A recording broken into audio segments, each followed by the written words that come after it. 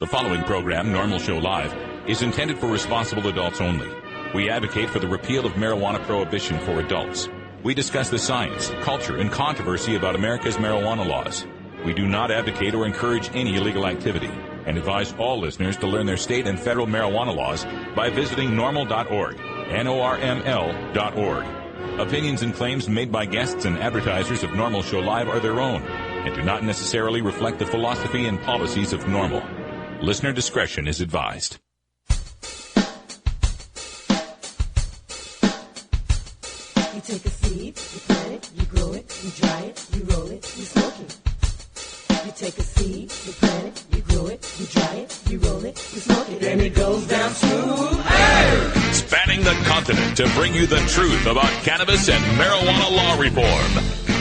I smoke pot and I like it a lot.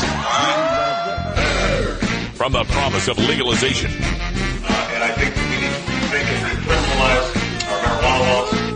To the agony of prohibition. One major responsibility is to encourage people to use less drugs. The National Organization for the Reform of Marijuana Laws presents Norml Show Live, Marijuana Nation. Now, here's your host, Norml's Outreach Coordinator, Radical Russ Belville. Good afternoon, tokers and tokettes, and welcome. It is Wednesday, October 26, 2011, and it's got to be 420 somewhere in the world. But more than that, it's show number 800. That's right, 800 shows of Norml Show Live. Yeah, amazing. Hard to believe. Our studio audience is going crazy for it. Yeah, show number 800. Joining us here for show number 800 is our own favorite news reporter and chief news correspondent, Cannabis Carrie. How you doing, Carrie? Hey, see, that sounds so much better, chief, as opposed to senior. I like it. We have to be careful, you know. Some people get offended when you use the word chief. That's true. Looking at you, Chief Greenbud, That's you right. racist son of a gun.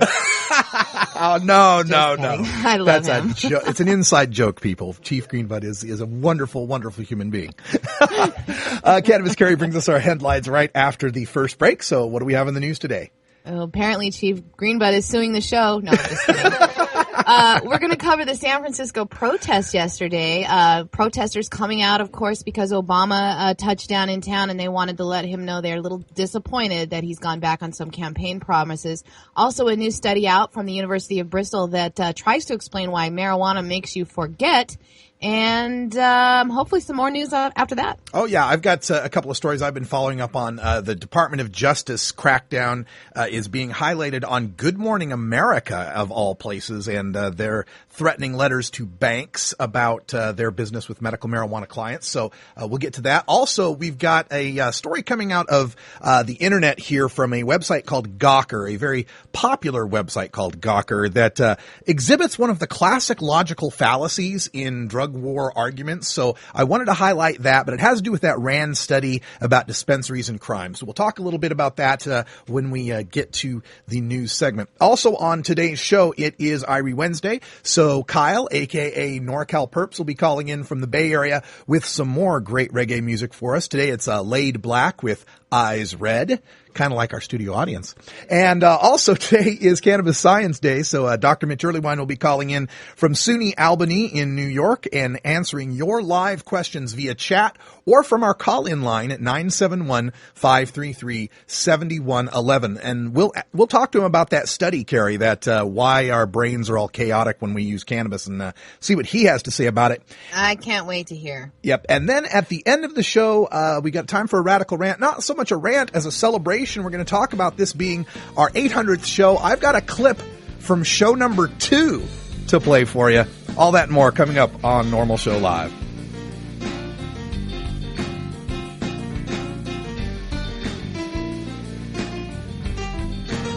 This is Norml Show Live, the voice of the Marijuana Nation. The law offices of Omar Figueroa would like to remind you to stand up for your rights. Please do not give up your precious liberties. There's nothing wrong with standing up for our constitutional rights, and in fact, it's the only way to honor the Constitution that gives us these precious rights. Treat law enforcement with respect and respect the Constitution by standing up for your rights. If you are detained or arrested, stand up for your rights by repeating, I respectfully invoke all of my legal and constitutional rights. I do not consent to any search or seizure. I want to remain silent, and I want to speak with my attorney, Omar Figueroa. Omar Figueroa has more than a decade of experience in federal and California courts and graduated from Yale University, Stanford Law School, and Trial Lawyers College. Please contact the law offices of Omar Figueroa at 415-489-0420 or 707-829-0215 or on the web at www.omarfigueroa.com. Yo, what's up? This is Miles from Slightly Stupid. You're listening to Norml Show Live. Weedmaps.com. I'm Radical Russ from Norml. In my job as outreach coordinator, I travel every month, and when I'm on the road, I need a fast, accurate way to find the medical marijuana dispensaries in the area. So I turn to Weedmaps.com. Weedmaps.com has the best dispensary locator online or on your mobile device. Search by zip code or let Weedmaps find you, and in seconds you'll have the addresses, phone numbers, and customer service reviews for the medical marijuana dispensaries in the local area. Weedmaps.com also has a section devoted to helping you find a doctor who understands and recommends medical marijuana under your state's law. You can even check prices on the Medical Marijuana Stock Exchange. Coming soon, you'll even be able to find the listings of Norml attorneys and chapters, local head shops and grow shops, and the best weed-friendly businesses. Weedmaps.com has the information you need to be an informed cannabis consumer. Visit Weedmaps.com today, a proud sponsor of the Norml Network. Inhaling deeply of the sacred smoke.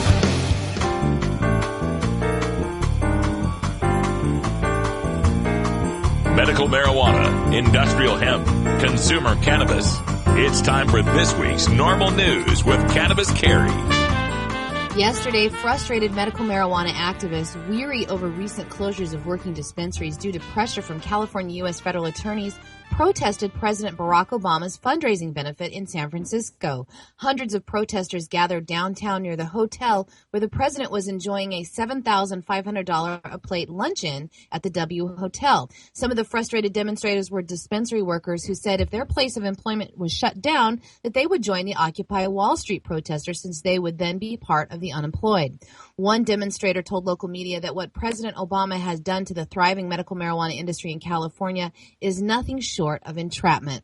Assemblyman Tom Amiano, who joined the protesters, said that it is a total overreaction by the U.S. Attorney's Office and that they need to be reined in. Many that made signs said they were disappointed that Obama had let them down on his campaign promise to not spend any federal resources to prosecute medical marijuana patients following state laws. Some that came out to protest said that after taking all of the legal steps, spending all the money that requires that, they're still having their property taken away and are being burdened with unreasonable legal fees. Since 1996, when the Compassionate Use Act was passed, there have been constant court battles to outline state law on this federally controlled substance. In the city of Garden Grove versus Superior Court in 2007, the court sided with a medical marijuana patient who was arrested, finding that it is, quote, not the job of local police to enforce the federal drug laws. Assemblyman Amiano says that he is pissed off about the unwarranted attacks on the medical marijuana industry in California. At the protest, he called upon California's congressional representatives and citizens to demand the feds back off, calling it undemocratic and the worst case of thuggery. Assemblymember Amiano says he expects to hear back from Senators Dianne Feinstein and Barbara Boxer, who so far have remained publicly silent on the matter. Amiano challenged the statewide indiscriminate nature of the raids, noting that the worst abuses have been identified primarily in communities in Southern California, like San Diego and Los Angeles, that, quote, brought chaos upon themselves by sticking their heads in the sand and failing to pass regulations regarding 215's implementation anywhere during the last 15 years since the passage of Prop 215, as called for in guidelines by then State Attorney General Edmund G. Brown, Jr. He went on to say, quote, without regulations, there are all kinds of people who will always take advantage. Without laws on the books, it becomes the wild, wild west, and we want that to stop too. But we don't want medical marijuana to be vitiated by thug mentality. Well said. All right, and we're taking a look on the webcam here of some of the protest signs, the people out there protesting. One with the sign that says "Obama changed" and "Stop the raids" in the same format as the old Shepherd Ferry poster of hope and change. So a lot of people are, like Amiano said, pissed off about this, and they're getting out into the streets here to make their voices heard. And I wanted to bring up too something that was mentioned about that $7,500 a plate fundraiser. $7,500 a plate fundraiser. One of our chatters in the chat room is saying, gee, that's just about my income for the year. And there are a lot of Americans for whom that is their income for the year. And they put those two incomes together to try to make it here. If anybody wants an explanation as to why so many people are angry right now and out in the streets marching, it's because of this disconnect and this feeling that we just don't matter to the politicians in Washington, that our little dollars don't matter a thing compared to the corporate people and the amount of money that they can push at these. And when you look at the pharmaceutical corporations that are pumping in millions and millions of dollars to the Obama re-election campaign, it's no surprise why we're seeing this recent federal crackdown on medical marijuana. And an article out today on LifeScience.com said they think a new study on rats can tell us why marijuana affects our short-term memory. Researchers at the University of Bristol have looked in detail at the changes in the brains of cannabis users. Neuroscientists found that marijuana causes once coordinated brain regions to fall out of sync with each other, resulting in effects that mimic schizophrenia.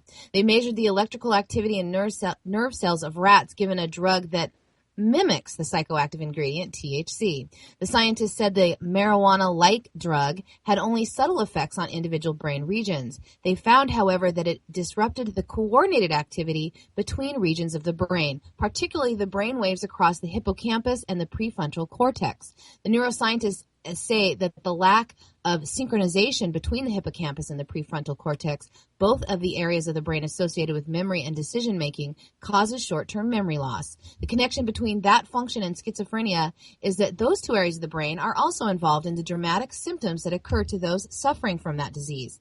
As a result of this effect, the rats who were exposed to the THC-like substance were unable to make accurate decisions when navigating around a maze. According to Matt Jones, a study researcher at the University of Bristol's School of Physiology and Pharmacology, says that marijuana can mimic symptoms of schizophrenia even in healthy volunteers. Jones said that the findings are therefore important for our understanding of psychiatric diseases that may arise to, quote, disorchestrated parts of your brain and may be treated by retuning the brain. Jones's work will appear in the October 25th issue of the Journal of Neuroscience. And also, I want to say that article that's already been making the rounds today, the Daily UK, that headline that came out regarding the study is, just one cannabis joint can bring on schizophrenia as well as damage memory.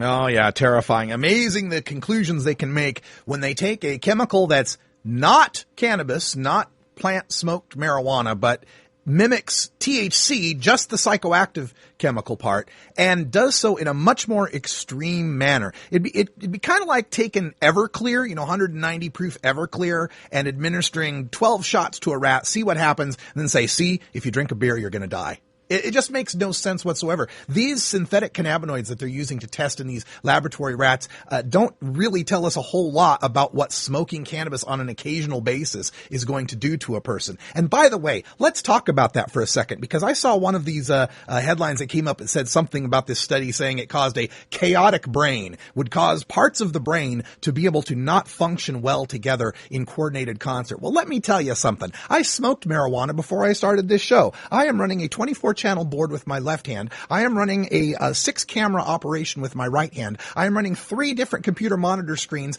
covering 6 different tabs of news, a soundboard in front of me, a clock over here, a Skype with Carrie on the line, doing chat, another screen with chat over here dealing with my audience, all at once, and I've done this 800 times. Don't you tell me that there's a chaotic brain from marijuana use. All right, for our next story here, I want to bring up, this was from, let's see, where the Justice Department, reported by Good Morning America, is seeking to seize the property where clinics are based, even going after at least one bank that holds a mortgage on a clinic. Chase Bank received a letter to evict the Marin Alliance for Medical Marijuana, according to Greg Anton, attorney for the clinic. The bank owns the note on the building in Fairfax, California. Now, full disclosure, Lynette Shaw, who is the person who owns the Marin Alliance for Medical Marijuana, has been a guest on this show and is a personal friend of mine. Now, according to Anton, the bank received a similar letter from U.S. Attorney Melinda Hogg for the Northern District of California that was sent to the Alliance's landlord on September 28 and other medical marijuana dispensaries.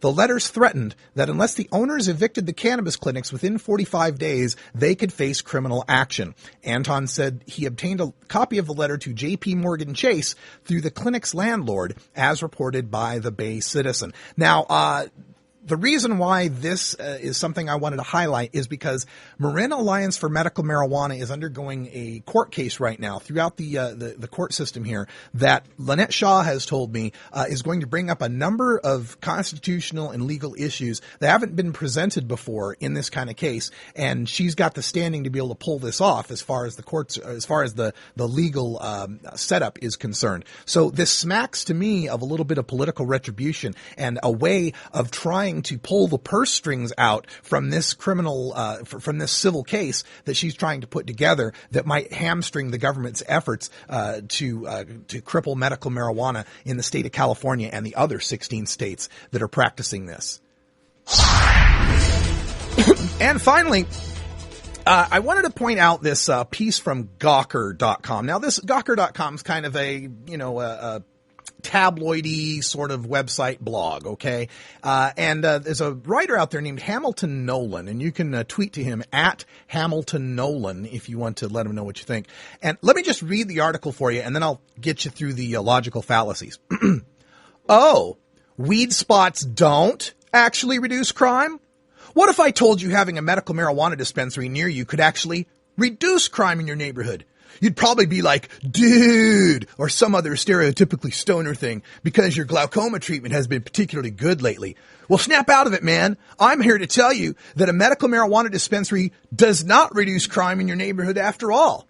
You see, the respected Rand Corporation did a big study of crime data and put out a fancy report last month saying that, hey, these weed stores sure do bring down crime. It's probably all the surveillance cameras they have was the theory, although, of course, the real reason would have been that the marijuana smokers all having the munchies too much to do crime. Hey, why do crime when there are Chips Ahoy brand cookies to be eaten while intoxicated on the THC found in marijuana? Am I right? You're welcome, Rand Corporation, for this humorous, but not without an element of truth, insight. The point is, that report was all messed up. The Rand people forgot to include crime data from the LAPD. That's a lot of crime data. Well, what do you know? Stoner marijuana apologists tried to throw together a report using whatever they could find on the internet, only to find out that their data was incomplete, likely because Rand researchers were too overcome with the intoxicating effects of the THC found in marijuana to properly focus on their work. Just joshing you, Rand Corporation. Seriously, everyone, we could all stand around making jokes about marijuana on the internet all day, but let's just remember that medical marijuana leads to crime and move on with our lives. We need to go smoke marijuana. We don't, really. But the Rand Corporation's researchers probably do to come down from this bummer. Oh, we're joking. That would be defamatory. Not that there's anything wrong with smoking marijuana. We love it. We really don't. Okay, so that's his, attempt at humor or something, but it's a big logical fallacy here. And it starts right in the headline. Oh, weed spots don't actually reduce crime. Let me walk you through this here, Hamilton Nolan. First of all, Rand never asserted that weed stores bring down crime. They asserted that closing weed stores increased crime. No mention was made of the crime levels before the dispensaries closed. Second, incomplete data do not equate to incorrect hypothesis. Now, suppose I told you there were close to 7 billion people in the world because I counted them all. And then you discover later that I really only counted the 4 people in this room and then made a wild-ass guess. That doesn't mean my wild-ass guess was incorrect. Now, maybe Rand goes back and gets some complete data and discovers that the hypothesis was correct, that crime did increase when dispensaries were shuttered. Or maybe they're wrong and crime did decrease when the dispensaries closed. I mean, the jury's still out, Hamilton. We don't have enough data here. Now, the LAPD has commented in the past that dispensaries haven't really increased crime and that dispensaries were far less likely to get robbed than similar businesses and especially less likely to get robbed than banks. And similar studies in the dispensary operations in Denver and Colorado Springs have also shown no correlation between dispensary operations and crime. And if anyone in the Bay Area had ever been to the area around Oakland before Coffee Shop Blue Sky and Oaksterdam revitalized that neighborhood, I think you'd make an anecdotal observation that the dispensaries help to reduce crime. Oh, and by the way, these stoner marijuana apologists out at the Rand Corporation, a number of them have won the Nobel Prize. And Hamilton, why don't you call us when you're up for the Pulitzer, okay? All right, so that's out at Gawker.com. I've got it up at the stash.norml.org. And if you want to call Hamilton Nolan out on his reporting, it's at Hamilton Nolan on Twitter. All right, folks, it's time to take a break. Show number 800. When we come back, we will have Kyle from the Bay Area on tap for Irie Wednesday's Daily Toker Tunes. It's 20 after the hour, and we have to take a short break, if you know what I mean. Please support these sponsors who support Norml Show Live. Oh, have you ever met that funny reefer man? A reefer man. Have you ever met that funny reefer man? A reefer man. If he said he swam to China, he would sell you South Carolina. Then you know you're talking to that reefer man.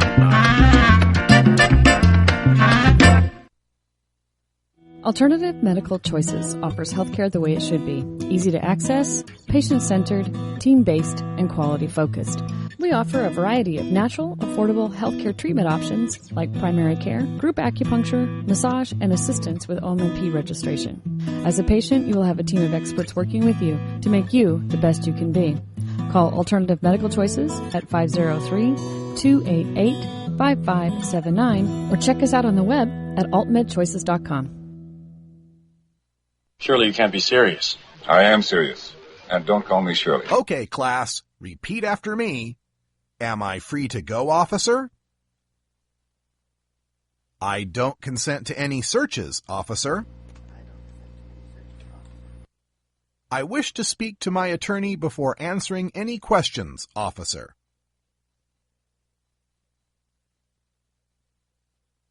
These three phrases may help your attorney keep your ass out of a jail cell someday. So memorize them and use them.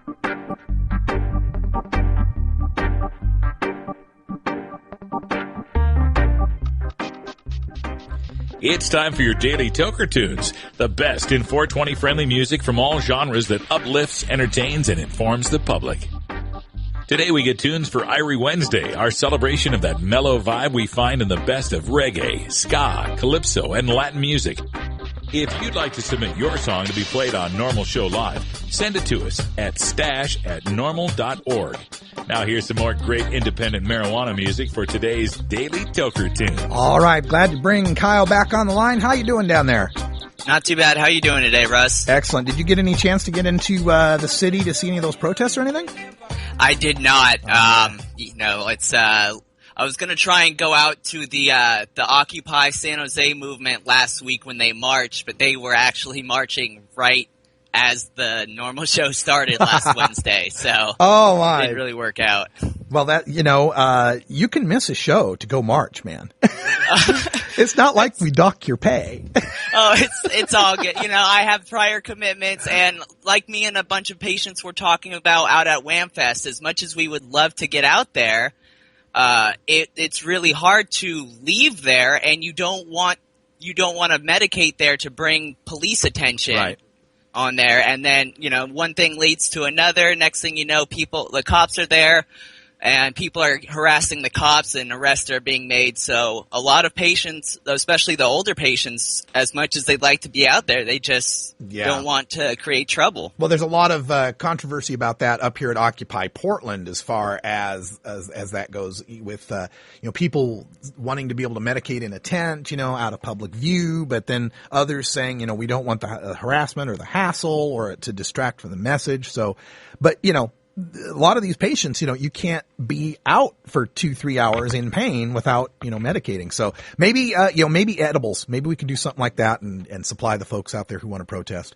Yeah, maybe we can get a tray of edibles out there for them. That would be the way to do it. And I heard also, I've been reading some headlines on Occupy Oakland, protesters being dispersed with tear gas, and I guess now a Iraq veteran is in critical condition. This was a headline up on Huffington Post after being marched out of the Occupy protest. Something about this. It's getting crazy down there, and we're seeing a lot of political activism that is happening. I think this is an amazing time to be alive, and I'm kind of envious that you're down there in the Bay Area at the center of it all.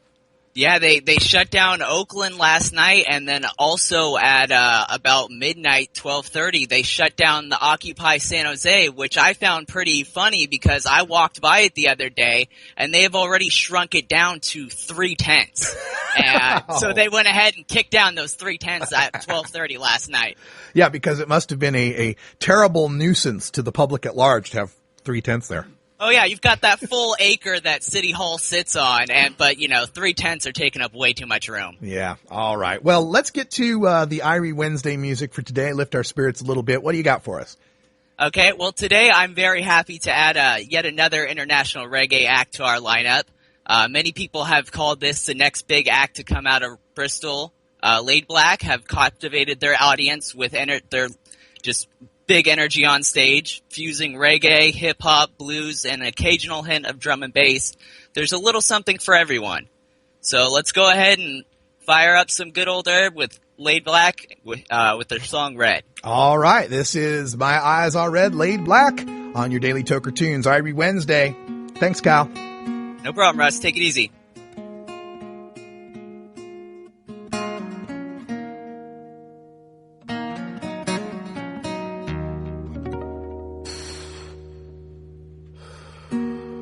Hey boss, somebody tell me say you're selling good things, boss. And you see how like this long time me no get this smoke something that tastes good. I beg the eye sell me a draw. A 16th. Looks good, smells good. Beg the eye some Rizzler and a little piece of cigarette. Make us see how this thing start. Respect. The reason why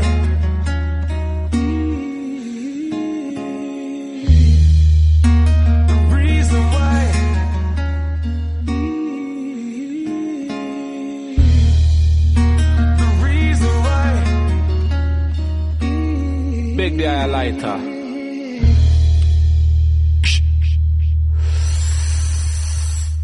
Are the real things. My eyes are red. I've been burning. I've been burning. Here's the reason why. My eyes are red. I've been burning. Here's the reason why. My eyes are red. I've been burning. I've been burning on the tip of your high grade. My eyes are red. I've been burning. I've been. Where I come from, running with it is a habit. Habit of I got high grade with you, know I got to have it. Cause if I don't have it in my pocket, I go to panic. Cause like I said, where I come from, we smoking is a habit. Yeah, look who the born and I raised on in the hood. But if I things I have been inherited like a ghetto man should. One of them things is smoking weed because they makes me feel good. Funny like this and semina, yes, it makes me feel. But me is someone that talk about semina is a drug.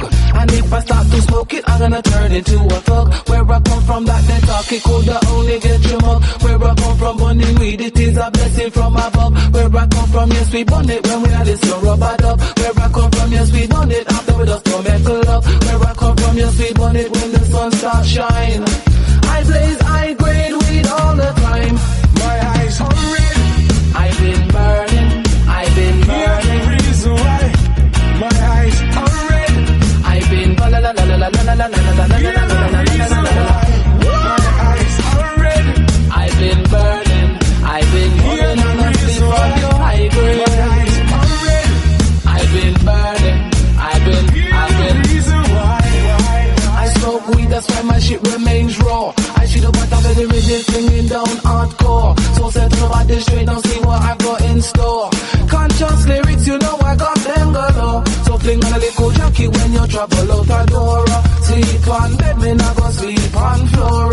Name in reverse, that means you don't want some more. But you am international, I'm always on tour. Chauffeur driver limousine to the waterfront door. Later on, I'm entertaining to 1,000 or more. Only pays a little money, so you know I'm still poor. I blaze high grade weed, that's for sure. My eyes are red, I've been burning, I've been burning. The reason why my eyes are red, I've been burning. The reason why my eyes are red, I've been blazing, I've been blazing. The reason why my eyes are red, I've been burning, I've been. The reason why. Sense Amelia, apparently first found on the great King Solomon's grave. Well, about that I don't know, but one thing that I do know, swillily sense mean you got to grow up. Swillily sense mean you got to grow up. I want to burn it right now. Me numbers they come make me burn it right now. Anyway, hey, anyhow, anyway, hey, anyhow. My eyes are red, I've been burning, I've been burning. The reason why my eyes are red, I've been burning.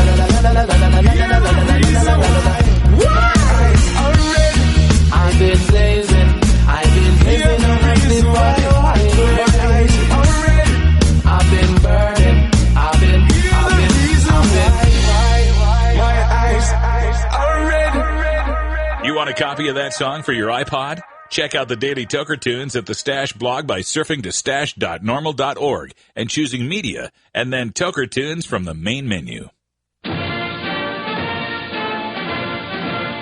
And now, a message from former President George W. Bush to remind the American people of our responsibility in our nation's war on certain American citizens using non-pharmaceutical, non-alcoholic, tobacco-free drugs. One major responsibility is to encourage people to use less drugs. That's right, America, use less drugs. Put down the Prozac, the Vioxx, and the Levitra, and turn to the herb. Use less drugs. Our national policy is no longer just say no, it's now just slow down. You get me too high. I overanalyze. If you've ever been too high, then you can sympathize. You get me too high. And I start to fly if I said some silly thing, and that's the reason why. There is a peaceful solution called a peace revolution. And now let's take back America. Hi, this is Willie Nelson. Like millions of freedom-loving Americans, I'm a marijuana smoker, and I don't think that should be any of the government's business. There's absolutely nothing wrong with the responsible use of marijuana. The next time you light up, take the time to let your elected officials know how you feel. It's time we legalize marijuana and stop treating marijuana smokers like criminals. For more information on how you can help legalize marijuana, please contact Norml at norml.org.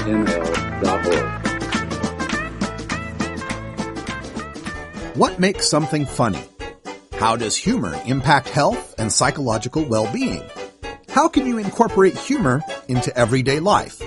A concise, reader-friendly introduction to an important but often underappreciated topic in modern psychology, Humor 101 explains the role of comedy, jokes, and wit in the sciences and discusses why they are so important to understand. Psychology professor Dr. Mitch Earlywine draws from his personal experiences in stand-up comedy to focus on how humor can regulate emotion, reduce anxiety, and diffuse tense situations, expose pretensions, build personal relationships, and much more.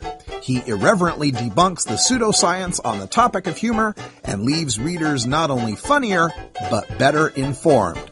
It's part of the Psych 101 series from Springer Publishing, Humor 101 by Dr. Mitch Earlywine, Ph.D. It's time for Norml Show Live's Cannabis Science with Dr. Mitch Earlywine. Dr. Earlywine is a professor of psychology at the State University of New York in Albany and the author of Understanding Marijuana. Now here's your dose of cannabis science. All right, Dr. Mitch, welcome back to the show. Pleasure to be back. Glad to have you here. We are looking forward to this because there's a new study Here's a new study making the rounds. I saw it on CBS News, so it must be true. It says, solved why pot smoking causes memory loss, and I'm sure you've read it by now. This study of the rat brains that says using cannabis causes once coordinated brain regions to fall out of sync with each other. The result resembles schizophrenia. So can you give us the real science on this, Dr. Mitch? Yeah, I don't know why they're making such a big deal out of this. What a surprise. The hippocampus and amygdala don't communicate exactly the same way when you give a rat a giant megadose of THC. In fact, this is why marijuana treats PTSD, but we won't get into that now, will we? Yeah. And yet, we've said time and again, acute doses of marijuana do decrease memory to the point where, if you're trying to learn a list of 15 words, you might actually forget one. But the idea that this is somehow a parallel with schizophrenia is such a leap. I honestly don't know where they even made the parallel. Yeah, I think it's just a timer that goes off every 2 or 3 weeks. We need to come out with something to scare the hell out of people about marijuana, and this is just the latest part of the cycle. But we've talked about marijuana and schizophrenia and these scare stories before, and I always come back to the basic answer to any of those scare stories is look at the rates of schizophrenia over the past 40 years. I think that's an ideal way to approach it. In fact, right now, schizophrenia is below 1% its rate in the population. And if you happen to have a wild genetic risk and use marijuana heavily before age 15, your risk might go from 0.5% to 0.6%. It really is not the causal factor it is. Now, I've done a lot of work with schizophrenics over the year, and in some way, I wish it were the cause, because that would be an easily identifiable thing like that. What we're finding instead is good prenatal care, particularly for folks who are at genetic risk, certainly is a much better way to prevent than staying away from a drug that's basically been around for 5 millennia. Yeah, no kidding. And, the other question that this brings up is, so what? Right? I mean, we allow people to make the choice to smoke cigarettes and drink alcohol. Oh, my goodness. What's funny is the risk ratio for smoking cigarettes and mental illness is about the same size as it is for marijuana and schizophrenia, but nobody ever mentions that one, of course. Really? Tobacco smoking has the same risk of increasing schizophrenia? Is that what they're saying? Or Well, what happens, causally, it's just that people with a lot of mental illness are often sitting around the house bored and smoke a lot of cigarettes. Nobody seems to think that nicotine is causing delusions or hallucinations. Right, just a correlative thing here. Okay, well, exactly. We're taking some live questions here. Our phone number is 971-533-7111. If you've got a question for Dr. Mitch Earlywine, we'd love to hear it. Or you can get it in our chat room right now. So check out our chat room through Ustream. You should be able to find it there, and we're getting the number up on the screen right now. We've already got a few questions coming in. Let's start with this first one from Uncle Viper, who says, my wife gets seizures when she uses cannabis, but she is also on a cocktail of other meds. Any idea what's happening? This is a curious thing, and I don't hear this often, and it may be strain related. The cannabidiol alone strains, or the high cannabidiol strains, may be less likely to produce that, and if you go to projectcbd.com, you can find a list of those. But I haven't seen a case of this in the past. Obviously, the thing to do is to stay away if it's causing her these negative consequences. Yeah. Okay. Question from Green Girl 3 wants to know, why does the cannabis I make into butter taste so bitter? I even wash it a few extra times with clean water. Why would that taste so bitter? Any ideas? Odds are high she's cooking it a little too long. We really just need to get the THC into the butter. There are a lot of other terpenoids and flavonoids in the plant that really aren't necessary for the medical effects. So if she's been hard double boiling it for 45 minutes, she could probably cut that down to 20 and be absolutely fine. All right. I like this next question from Smoker King, who wants to know, do some people have a natural tolerance for marijuana? Even before I was a heavy smoker, I never got that high. But my girlfriend, who has been smoking heavily for years, gets very high from just one toke. Although different weights, we are smoking the same stuff. So 2 comments. It definitely is a weight-based dose. So if he's 220 and she's 120, that's certainly part of it. But there are individual differences in responses to drugs. We've seen this in alcohol, in caffeine, and unfortunately haven't gotten the funding to show it with cannabis. But odds are very high. This is probably a heritable and biologically oriented response that varies across humanity, just like we do on other responses. And, on the flip side of that, do we know anything about, is there any research to support the idea that there are some people who are naturally endocannabinoid deficient and for whom using cannabis is a supplement for their endocannabinoid system? Bob Malamy has written a splendid paper hypothesizing that, but we don't have the data to support it, in part because we just don't have the human research funded. In animals, at least in rodents, you can breed these rodents that don't have the CB1 receptor, basically. And man, they are some mean, messed up animals. Killer psycho rats, is that what we're talking about here? Exactly. Okay. Great question here, coming in anonymously. And again, if you've got a question for Dr. Mitch Earlywine, we're live in the 1 p.m. Pacific hour. If you're listening at 4 or 10, this is a repeat, so don't call in. But live at 1 p.m. Pacific here, 1:30 actually, 1:40. All right, whatever. Question here for anonymous asked, Dr. Mitch, can you discuss the drug interaction precautions that patients on nitroglycerin should be aware of when it comes to glycerin tinctures? The clincher here is nitroglycerin is usually taken as part of a cardiac regimen. So it's part of a whole big deal with heart problems, essentially. Unfortunately, THC is pretty reliable in its increasing in heart rate. And so to give generalized global recommendations would be really ill-advised. Instead, you really need to discuss with a physician whether it's okay for you to have a supplemental medication that's going to increase heart rate, and it's really an individualized thing. Okay. I like this next question as well, being a dog owner and, loving animals like I do. Are there any uses of cannabis on our pets? We know, don't get your pet high, but are there medical uses for domestic pets or even larger domestic animals like horses and cows when it comes to cannabis? So William O'Shaughnessy, basically the first British person to go down to India and try to investigate cannabis effects, did his first work on animals and showed reliable increases in appetite and all the standard analgesic, pain-relieving effects in dogs. And then in Rob Lay's book, Gargantua and Pentagrel, written in the 1500s, he recommends it for treating basically colicky horses, which I think the dosage required would probably be so huge that I doubt you could afford it, and I'm sure there's got to be a cheaper medicine. Well, once we re-legalize cannabis and drop those prices to $1 or $2 an ounce for outdoor production, maybe it would be something that would be worthwhile as a veterinary thing. And of course we know stories from growers and all the time talking about deer eating their buds and so forth. So animals, I guess, in the wild naturally seek out cannabis. So why wouldn't we use it for them in veterinary situations? Exactly. I mean, it's odd but true that those medicinal effects should definitely generalize to all the other mammals and even in some animals lower down on the phylogenetic spectrum. Yeah. All right.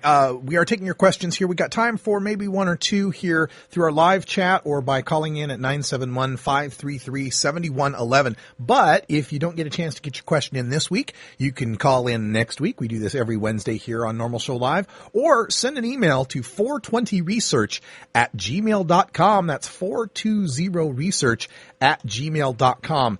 And Dr. Mitch, I wanted to get your comment on another story that I'd picked up through CBS News in their celebrity circuit files. And of course, it was a tragic death that we reported on of Amy Winehouse, the legendary singer, I guess not legendary, but the famous singer, Amy Winehouse. Apparently the coroner now has come out and said, Coroner Suzanne Greenway, this according to CBS News, gave a verdict of death by misadventure, saying the singer had voluntarily consumed alcohol and risked the consequences.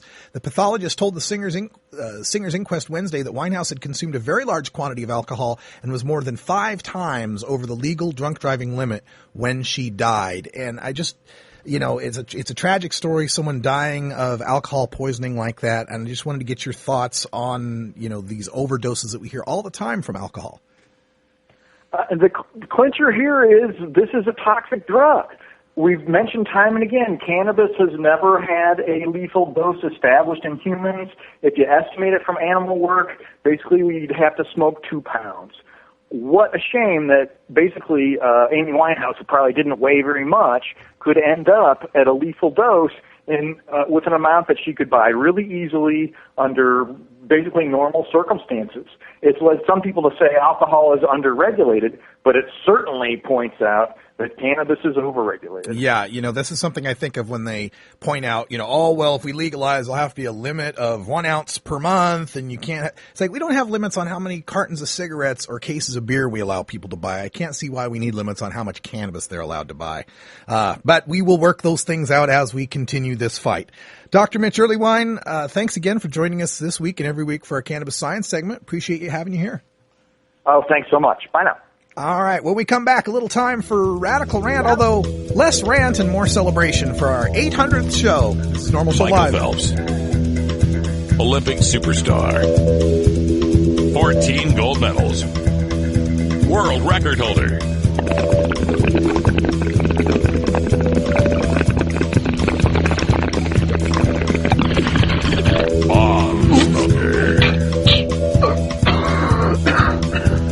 So much for that amotivational syndrome.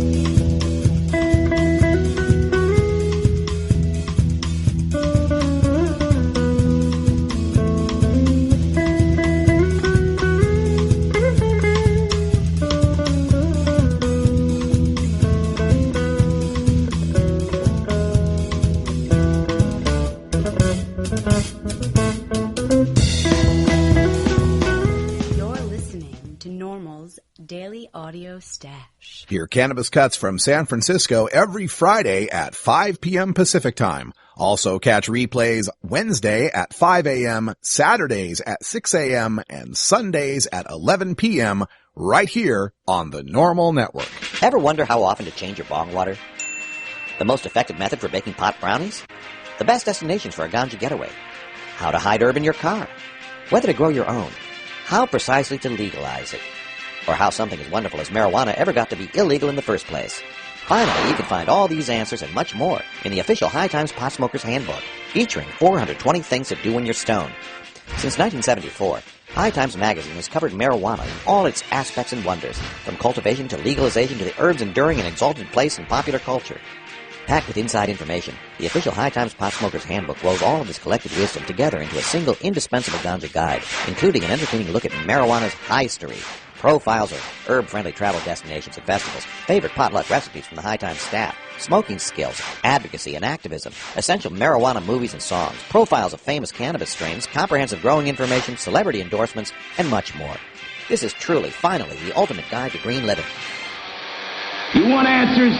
I'm as mad as hell, and I'm not going to take this anymore! You want answers?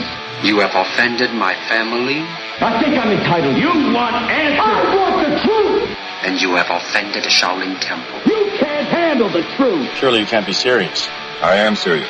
And don't call me Shirley. Radical Rant. All right, folks, welcome back. Like I said, not so much rant as celebration. Today is our 800th episode of Norml Show Live. We are thrilled about that.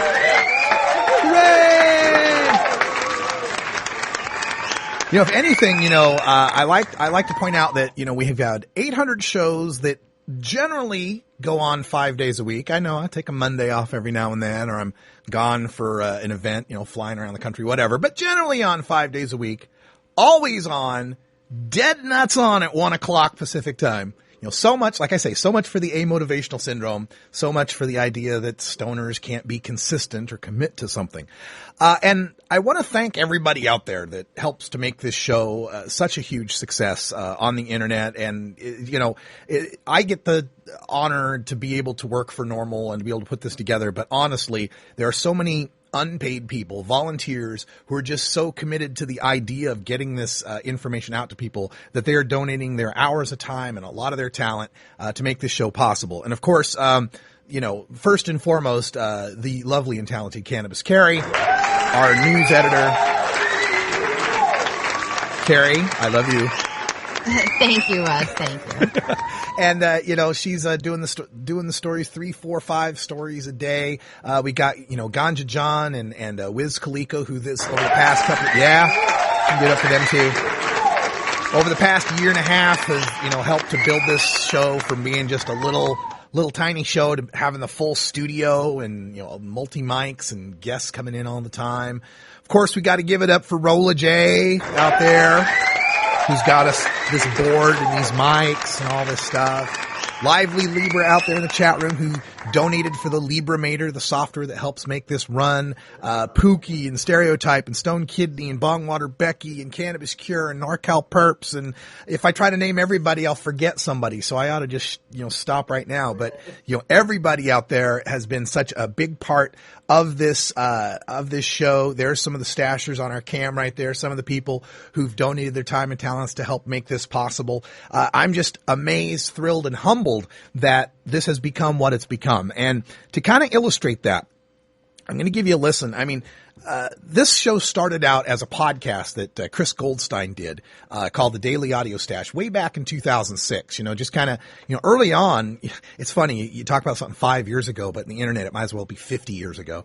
But, early on doing the podcast when nobody was doing podcasts. Now everybody's got a podcast. But Chris came up with the idea, created the position. Literally, I only have this job because of Chris Goldstein creating the job. The job didn't exist. This wasn't a position at Norml. It got created. And so we moved from being a podcast to being a live show sometime in September of 2009. Now, I had taken over the Daily Audio Stash podcast in February of 2008 and was still doing it as a podcast. And I learned a very valuable lesson, and that is recording takes a whole lot more time than live. If you do to do the 1 hour recorded podcast took literally 5 hours of recording time. It seems weird, but it's because you're constantly redoing things and editing things and fixing things and trying to make it sound perfect. Whereas if you do it live, you're doing it live. 1 hour, you're done. You've got your content. So in September of 2009, I migrated the show. I began the migration of the show from being a recorded podcast to being a live show. And originally I was doing them both at once. I was doing 5 days a week of the podcast, and then on the weekends, on Saturday, would do the live Norml show live. It was going to be 2 separate shows. And part of this also was that I wanted to record and bring you live events. And so our second Norml show live, we were broadcasting in November of 2009 from Portland Hempstock. And this is a clip from show number 2. Now, I do want to warn you here that the sound quality is not as good. It was through Blog Talk Radio, sampling at 11 kilohertz, 64 megabits, and it was through a wireless connection at Kelly Point Park. So you think you got skips on the feed now. You should have checked that out. So this is a short little clip, 90 seconds from our coverage of Portland Hempstock 2009, just to give you a flavor of how far we've come. I do need to switch gears here a little bit and deliver some brews here from Portland Hempstock.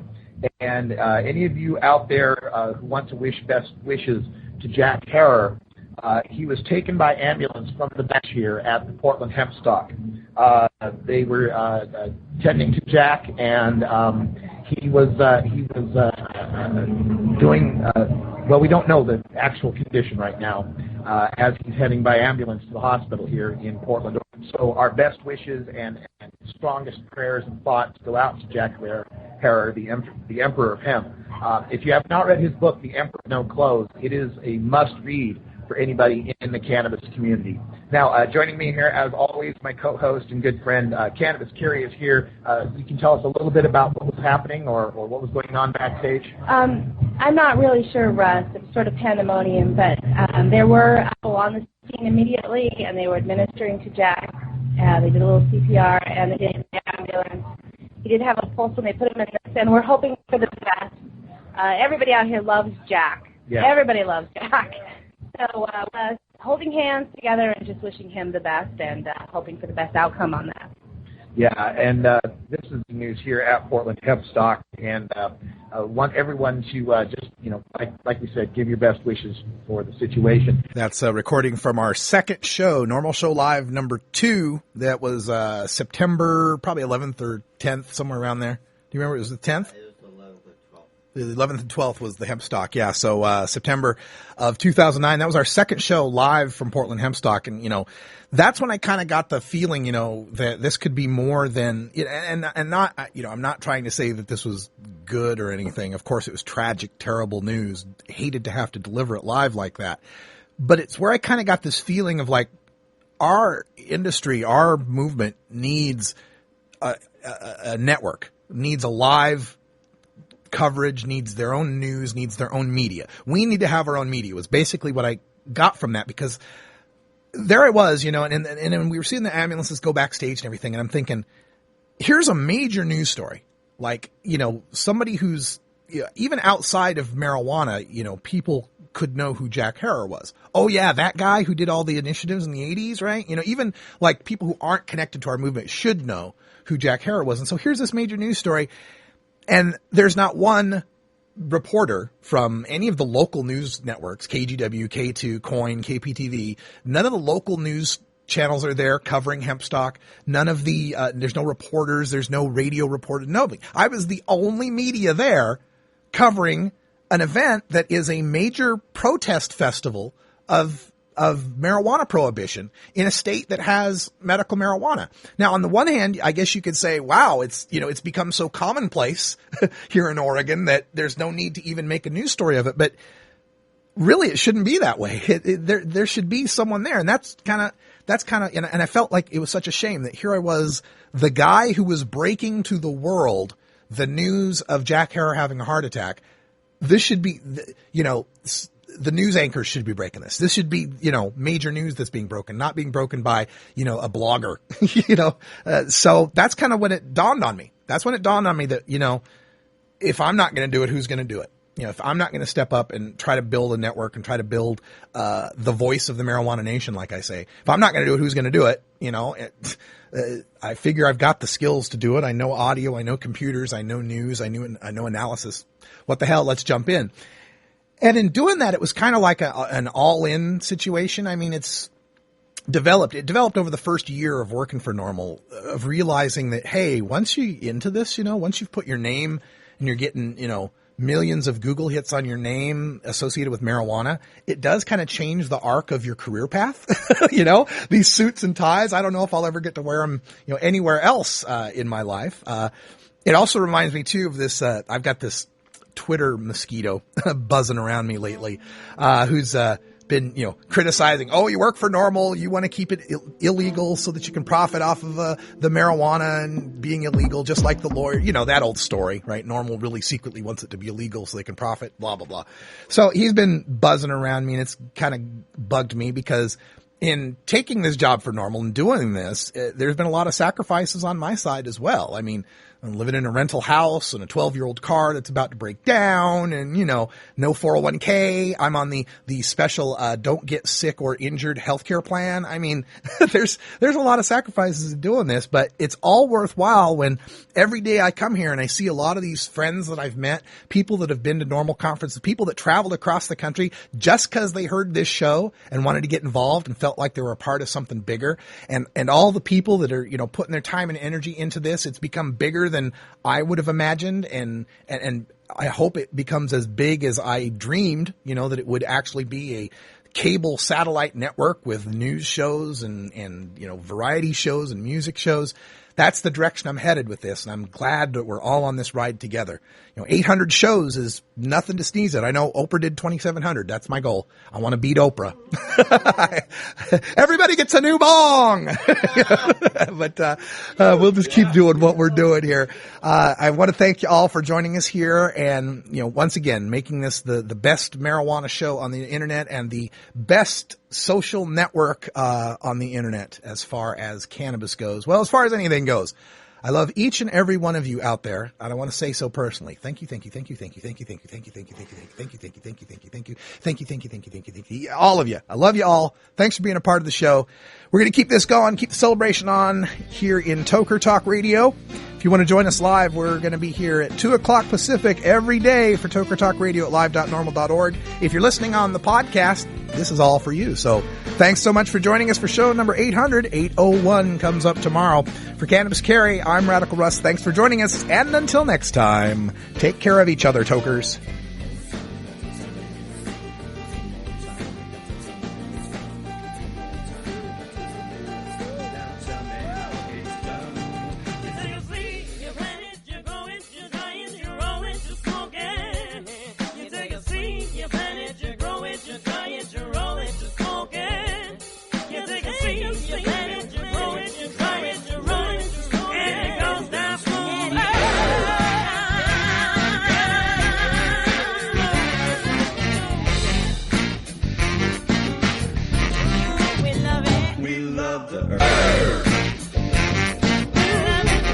This is Norml Show Live, the voice of the marijuana nation. Take it out one more time.